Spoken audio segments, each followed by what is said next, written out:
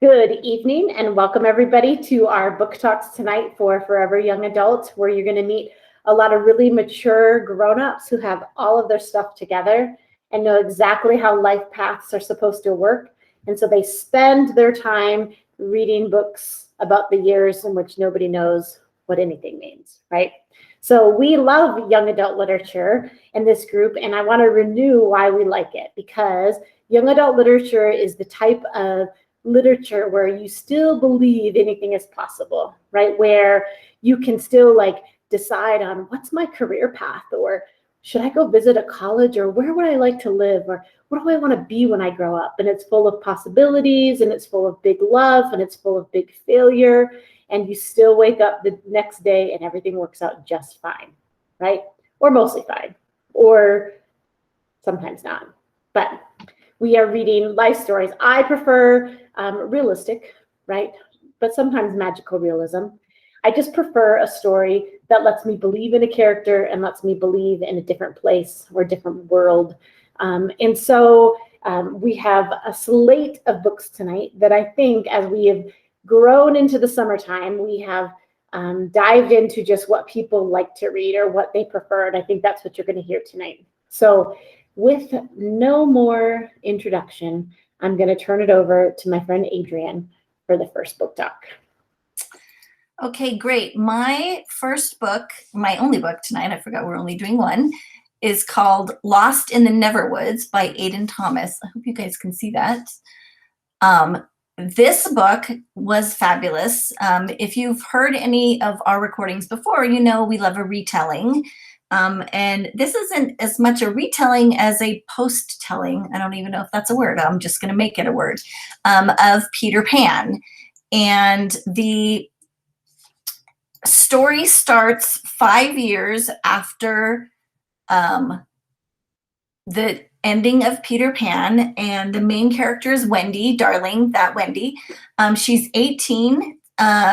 She works at a volunteer at the hospital. She hopes to study nursing next year at college. In this iteration, and you find this out in the beginning, this isn't a spoiler, Wendy is the only one of the three children to come back from Neverland. So her parents are kind of a mess, even 5 years later, after having lost their two children. Nobody knows what happened. Wendy doesn't remember anything that happened in Peter Pan. Jordan, her best friend, is very protective of her, wants to kind of get her out of that small town that she's in so everybody won't talk about her anymore. Because, of course, she's the one that came back when her siblings didn't. And kids have started to disappear again. And so one time, her father gets even more protective. One time coming home from work, she almost hits somebody, and it's Peter Pan. And he has come back because he needs Wendy's help with something. He's aging very rapidly, and somehow he's tied to the disappearance of the kids that are now disappearing in Wendy's town. I love Aiden Thomas. One of his first book, this is the second book, his first book, Cemetery Boys, was one of my top books of last year. So I gave this a 5 out of 5. If I could give it a 6 out of 5, I would. It's awesome. Everybody should read it, especially if you love retellings. I am going to turn it back to my friend Heather.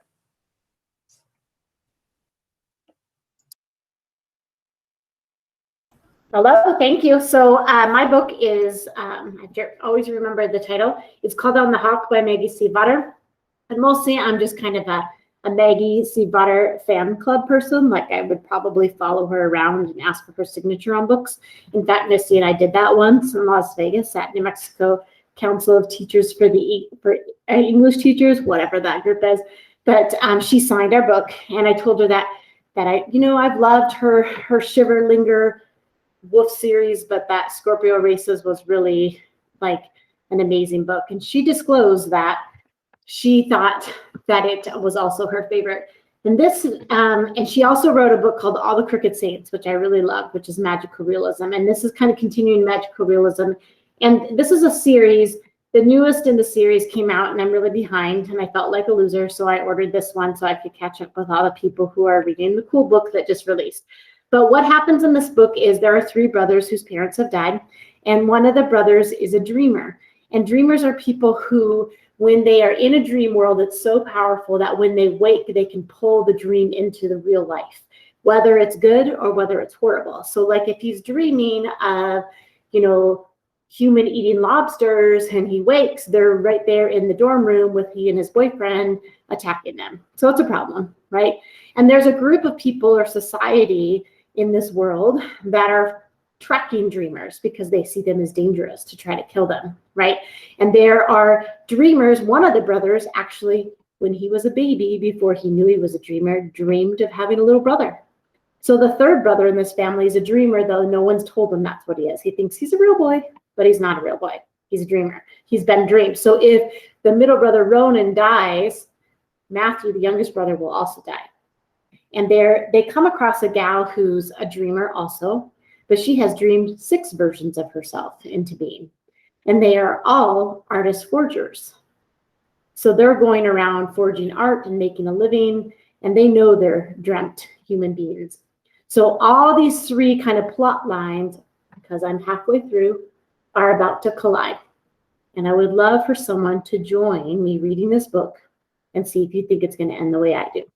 Thank you.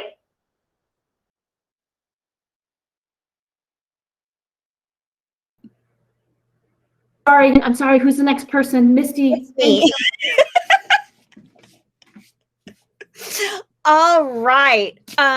So tonight, I am sure that once you all are, loyal, avid people who always watch our videos on our book talks, that you'll remember that I really like mysteries and thrillers. I love fantasy genre, but I'm telling you, the mystery YA is stepping up its mystery and thriller game in this genre for sure, which I think is awesome. And I just recently bought a book called People Like Us, and it's by Dana Mele, M-E-L-E, and it came out in 2018. So I'm really not sure how I missed it in 2018 because I really like it.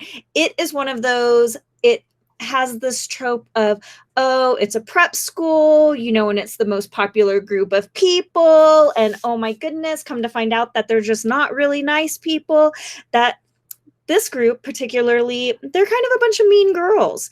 And it takes you through a mystery of what is happening because one girl dies but sends a digital scavenger hunt to our main character, Kat, and tells Kat, hey, I know your secret. And if you don't go through with this, everything's going to come out.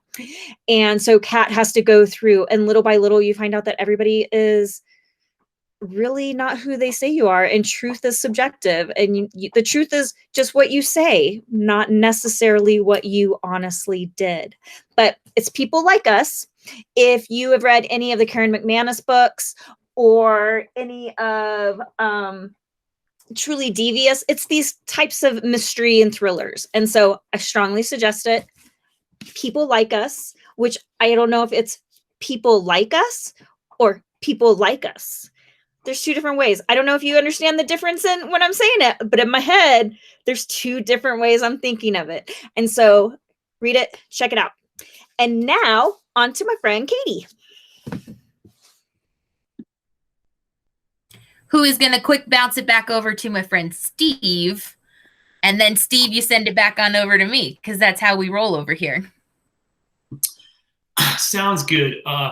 Hope everybody's having a good summer, getting some reads in, whatever you want to read, catching up on reading, beach reads, whatever it is. I'm going to talk about a graphic novel tonight, the best we could do. My favorite genre of graphic novels is memoir, and that's exactly what this is. This book was amazing. It's a bit of a longer graphic novel. Really, it feels the equivalent of reading a regular prose book.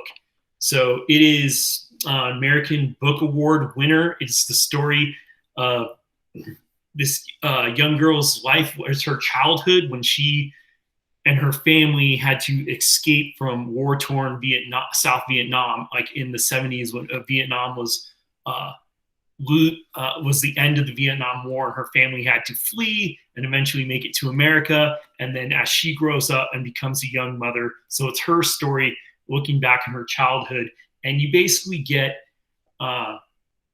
it really is a story about, the immigration experience a different perspective on Vietnam that you're not going to get in the history books from Vietnamese perspective. So I think that's makes it important to read. And it's just beautifully done. It's touching. It'll this quote says, "A book to break your heart and heal it." And I agree.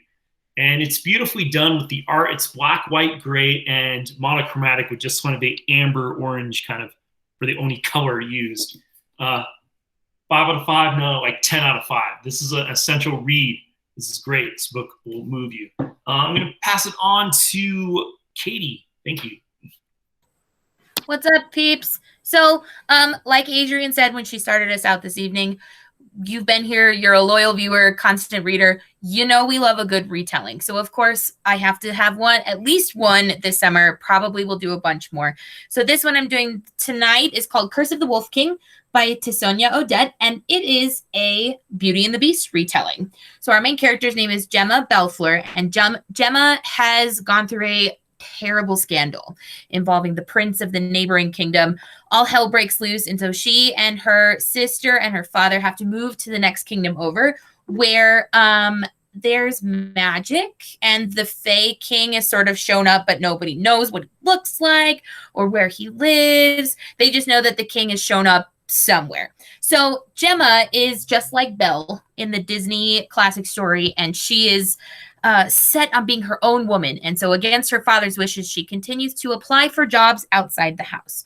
And she applies for a job to be the housekeeper of this rich man who lives off in the hills, and then gets tricked into staying there. So in order to help break the curse of this magical man who may or may not be the Fae King, she has to convince somebody to marry him. Shenanigans ensue, feelings begin.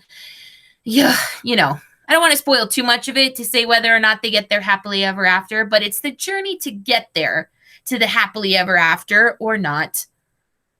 But it's the journey through the book that should be what entices you into it. It's enough of a retelling that you can recognize Belle and Beauty and the Beast. But it's different enough that it's not like reading the same Disney story that we all know and love. Belle was my favorite Disney princess, and so this book holds a pretty high ranking spot in my heart because just like in the Disney story, Gemma Belfleur loves books and is very dear friends with the bookstore owner in town. And I love books, obviously. You're here. You know who we are. So I enjoyed this book thoroughly. It was a pretty easy read and just sort of like right in the heartwarming feels. So Curse of the Wolf King, Tsonia Odette. And now it is my pleasure to introduce our probably new member of Book Club, Anne-Marie Shahan. Hi, everyone. I'm so excited to be here. And actually, Katie is going to share a screenshot of the book that I'm talking about today, which is called Apple Skin to the Core by Eric Gansworth. Eric Gansworth is an Indigenous author and visual artist. And so one of my favorite genres of young adult literature is YA memoir, kind of hopping off of what Steve mentioned. And I really enjoy multimodal memoir. And so Apple Skin to the Core is this really interesting mix of verse and prose and pictures and drawings and images. And it really, what it does is it traces Eric Gansworth's life on the Tuscarora Nation reservation as he's growing up. And I was really pulled to this book because I've been really trying to find Indigenous texts outside of Sherman Alexie, who we see a lot in schools, but we don't always see other authors as well. And what this book does so well is it asks the question, how do we trace the maps to our lives, especially when those maps might have been lost? And what Gansworth does here is really beautiful in that he looks at family pictures as a way of understanding intergenerational trauma, as a way of understanding what happened to his grandparents in boarding schools, and as a way of making sense of kind of being split between two different worlds and what that feels like and looks like. But one thing that I loved about this text is how heavily it relies on pop culture and the ways in which pop culture influence our memories. And so he looks at music, and he looks at film, and he looks at art, and all of that is interspersed and interwoven into his memoir, which is really exciting to me because it makes me think about how awesome this could be to read alongside young people, but it also makes me think about, okay, if I were to write my own memoir, right, what are the pop cultural influences that would appear there in terms of music, in terms of film, and how are those both a part of me, but also something that I'm interrogating? So if you are a fan of memoir, if you are a fan of multimodal works, pick this up. It is worth it. It's a beautiful book. And I am going to pass it on to Deborah. Alrighty, thanks. So Katie, we could probably, yay, look at you. Okay, so not to jump on the bandwagon of retellings, I swear I did not mean to, but I was at the library, and God bless those librarians, really. God bless them, because they're always out there looking for the new book and putting it out where you can see them on your way out. So I was picking up another book and I said, oh, that looks like fun. This is Malice by Heather Walter. It is another retelling. This one is Sleeping Beauty. So you guys remember the story. Sleeping Beauty gets her finger pricked on a magic spindle, puts her to sleep for like forever until her true love kisses her. This book all happens before that. That's the very last scene in this book with the spindle and going to sleep. But the backstory that happens before is that, yes, there is a Sleeping Beauty, and she's alive. She's not sleeping when the book opens, but she's waiting for someone to come along and kiss her because she has a curse. And unless she gets kissed by her true love before she turns 21, she dies. So she's kissing everybody. Like, people walking in the kingdom, she's kissing them all. In the meantime, our protagonist, however, is Alice. Play on words, Malice. Her name is Alice, and she is half Villa, which is sort of the opposite of Fae. It's the evil side of magic. So Alice has green blood, whereas the Fae have golden blood. Does this ring any bells for anybody who has read Wicked? That's about the Wicked Witch of the West, who also has green blood. This book reminds me of that. So Alice is all things mean and nasty. She can curse people by dropping a little bit of her blood in a potion. It'll give you warts or, weird speech impediments and stuff like that. So, of course, Aurora and Alice meet, and that's the other part of this retelling is now this is a love story between two princesses, not a prince and a princess. So Alice ends up kissing Aurora, breaking the curse, but inadvertently sort of gets involved with the spindle and the dark magic, and things go awry, and all of a sudden Beauty falls asleep forever. So, not surprisingly, this is a duology, because the book ends right there. So I'm expecting that the second book will reconcile Alice and Aurora and reconcile Alice's evil nature with Aurora's good nature, and that, green blood will meet golden blood and it will all be happy. So I give it a 4. I would give it a 5, except I found it a little predictable. Alice is, she's a little stereotypically evil queen, and Aurora is a little stereotypically beautiful queen, but there are some interesting twists. So as a retelling goes, I'd give it 4 out of 5. And I think I am it. We are on back to Katie to give us words of wisdom. Oh, no, is that right? Yeah, Katie. Yeah. Yay, cool. Thanks, friends, for tuning in again to another episode of Forever Young Adult Book Talks, where we spend, a sliver of your evening every other Tuesday telling you about the books that we love. So, in my book, because like I said, it's a retelling of Beauty and the Beast, and Gemma reads and loves books. And so I don't normally mark quotes in my books because I don't really love marking up my fiction books, but I found one that just sunk itself into my heart. And so I feel like I should share it this evening for you because, we've talked about books that we love, nonfiction, fiction, graphic novels, a mix between the two. And so Gemma says when she's looking through the bookstore of her town, and her dear friend, the bookstore keeper, is at the front. She's just perusing the shelves, sort of like we do, imagining the worlds that we can travel to. And she says, perhaps that's why I choose to disappear into books. It's a place where I can feel seen for who I am and everything I've been through, where I'm not judged for the things I've done or the messes I've made. And in these books, I can give myself the ending that was stolen from me, the ending I no longer believe exists in real life. There's another wonderful quote that I'll probably share next time because I couldn't choose between the two. So just remember, it doesn't matter what kind of book you read. It's magical realism, memoirs, retellings, mysteries. They all are worlds that we can jump into for a little while, whatever, time of year it is, wherever you are in life and your journey, etc., etc. So with that concludes this week's Every Other Week's episode, whatever. We love you. We'll see you next time. Keep reading, be safe, and have fun. Thank you. Bye. Bye.